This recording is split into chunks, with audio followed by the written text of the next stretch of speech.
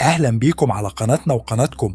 النهاردة معانا فيلم هيشدك من أول دقيقة. تخيل تصحى تلاقي رسالة بتقولك تعالى ألعب لعبة واقع افتراضي والجايزة $100,000. بس اللعبة دي مش مجرد تسلية، دي صراع بقاء. الفيلم هو ذا كالاب، ويلا بينا نبدأ. في المستقبل القريب 8 جيمرز بيوصلهم رسائل غريبة بتدعيهم يشاركوا في لعبة جديدة اسمها ذا كول اب، واللي فيها جايزة ضخمة $100,000. بيروحوا للدور ال25 في مبنى فخم في نص المدينة، ولما كلهم بيدخلوا صوت روبوتي بيطلب منهم يتسجلوا على التابلت. بعدها بيطلبوا منهم يخلوا هدومهم وحاجاتهم الشخصية في الخزانات ويلبسوا هدوم مخصوصة بتقيس الحركة.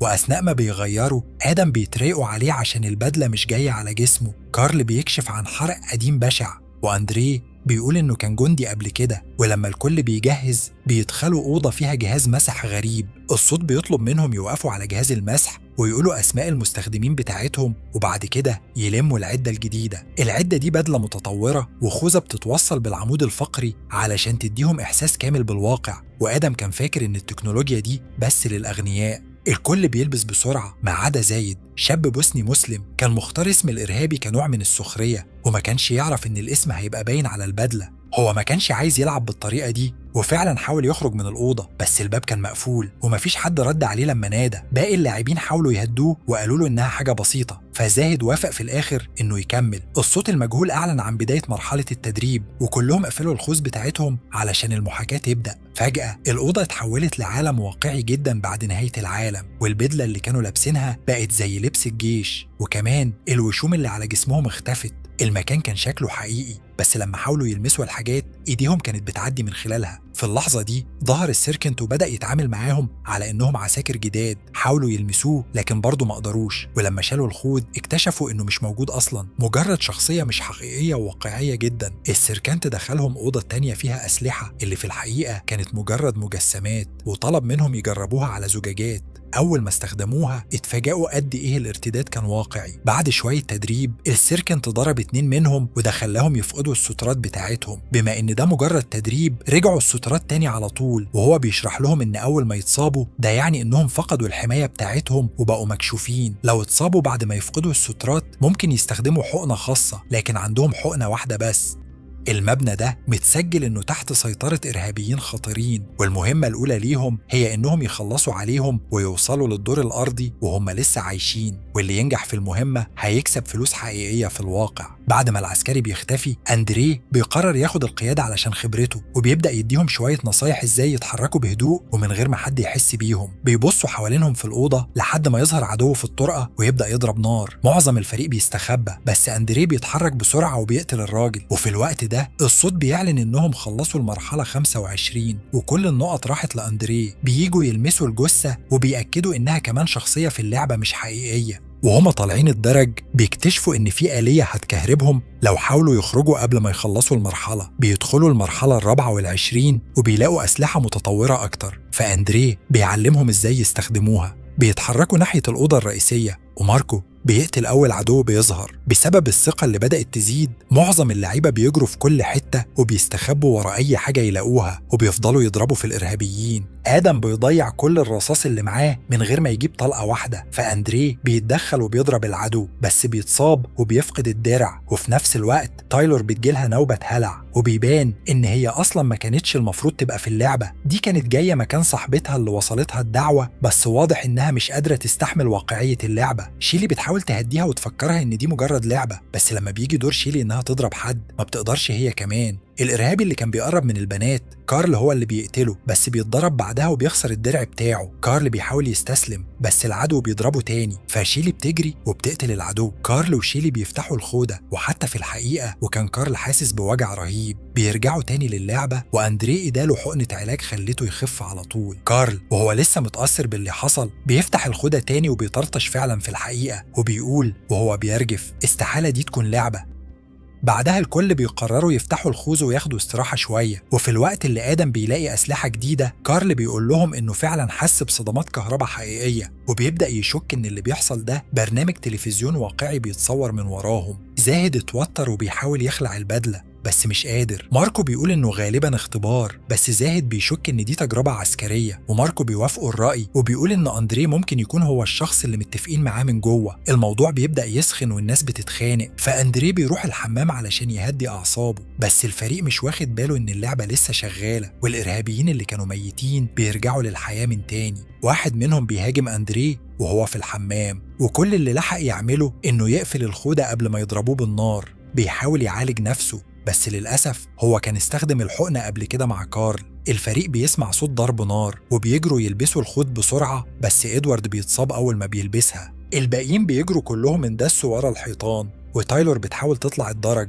بس النظام بيمنعها علشان المرحلة لسه مخلصتش. الإرهابيين بيبدأوا يضربوا نار، والفريق بيحاول يدافع عن نفسه بأقصى ما عنده. إدوارد بيعالج نفسه بحقنة، وأندريه بيزحف ودمه سايح في الطرقة. آدم بيرمي قنبلة وبيقتل بيها كل الأعداء اللي كانوا فاضلين، وبتنتهي المرحلة أخيرا وآدم بياخد أعلى سكور. ومع هدوء المكان واختفاء صوت الضرب، الفريق بيسمع صوت أندريه وهو بيطلب النجدة، وبيفتح خوذته بس بيسمع صوت على التنازلي، وفجأة دماغه بيتشنج من شحنة كهرباء وبيفضل يرتعش كذا دقيقة. ولما الفريق بيوصل له بيلاقوه مات. شيلي بتحاول تعمل له إنعاش قلبي بس مفيش فايدة. الصوت بيعلن إنهم يقدروا يكملوا للمرحلة اللي بعدها، بس الفريق مش عايز يلعب تاني، وبيلاحظوا دم على الأرض وبيعرفوا إن الخوذة هي اللي قتلت أندريه، فبيحاولوا يقلعوها بس ما بيقدروش. زاهد بيبدأ يتوتر جدا وبيمسك طفاية الحريق وهو بيصرخ يطلب حد يساعده علشان يخلص من الاختبار. كارل بيوافق يساعده وياخد الطفاية ويضربوا بيها كذا مرة، بس الخوذة مش بتتفك برضه. في اللحظة دي بيظهر السارجنت وبيناديهم يرجعوا للعبة، وبيمشي من خلال كارل كأن جسمه مش موجود، وبعدها يركل زاهد كذا ركلة علشان يعاقبوا على كسره للقواعد. السارجنت بيهددهم وبيقولهم إن اللي مش هيلعب هيتعاقب، فما بيبقاش قدامهم غير إنهم يكملوا، وبيعدوا كذا مرحلة من غير مشاكل كبيرة. بس في كل دور لازم يتعلموا يستخدموا سلاح جديد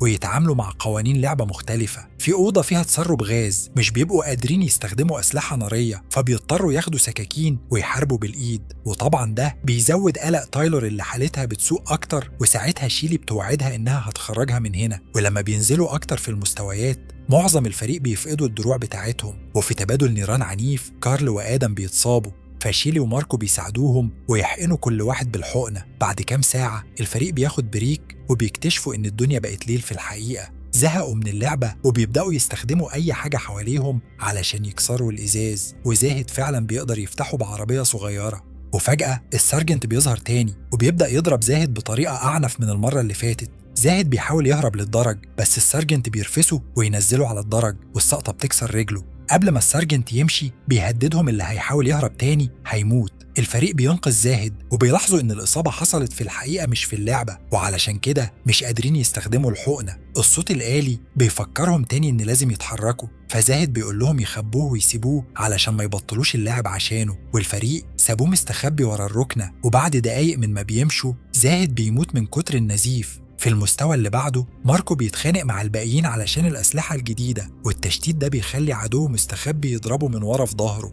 الفريق بيرد بالنار، بس تايلور بتجري وتستخبى جوه واحدة من الحمامات.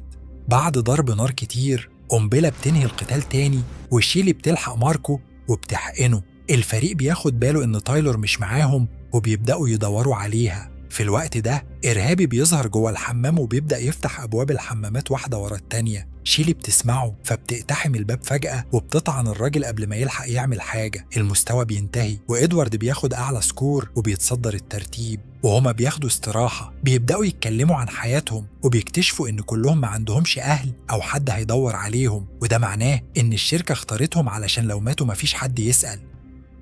بيروحوا على المستوى اللي بعده وبيلاقوا السارجنت بيضرب واحد مربوط مرمي على الأرض. السارجنت بيشرح لهم إن في قنبلة في الأبو، ولو ما وقفوهاش بسرعة هتنفجر وتقتلهم كلهم، والطريقة الوحيدة لفكها هي إنهم يجيبوا الكود من الراجل المربوط ده. ولأنه مربوط بأجهزة صعق كهربائي إدوارد ما بيفكرش لحظة وبيبدأ يكهربه من غير أي رحمة. الراجل بيترجاهم يسيبوه بس مفيش فايدة، وفي الآخر الإرهابي بينطق كلمة وآدم بيكتبها على الكمبيوتر، لكن للأسف الكلمة دي ما كانتش الكود، دي كانت مفتاح تفعيل القنبلة. وبقى فاضل نص ساعة بس قبل ما تنفجر ولازم يفكوها يدوي. السيرجنت سابهم ومشي والرهينة فضل يضحك عليهم، فتايلور اتعصبت وقتلته. ماركو اتجنن من اللي حصل وبدأ يزعق في آدم ويتهمه إنه السبب، وحاول يضربه بس إيده خبطت في الخوذة وبتوجعه ففتحها علشان يضربه في وشه بجد. تايلور حاولت تهديهم لكنها اتضربت هي كمان في الزحمة، وفجأة سمعوا صوت السيرجنت بيصرخ وبيقول إنه ماسك باب الأسانسير علشانهم. الكل جري بسرعة علشان يلحق والأسانسير نزل بس وقف فجأة. الباب ما اتفتحش للآخر، فماركو شده علشان يوسع المساحة ويخليهم يخرجوا. بس لما آدم حاول يخرج ماركو وقفه كنوع من العقاب، فاتحبسوا هما الاتنين جوه. الأسانسير نزلهم الدور الثالث، وبعد ما خرجوا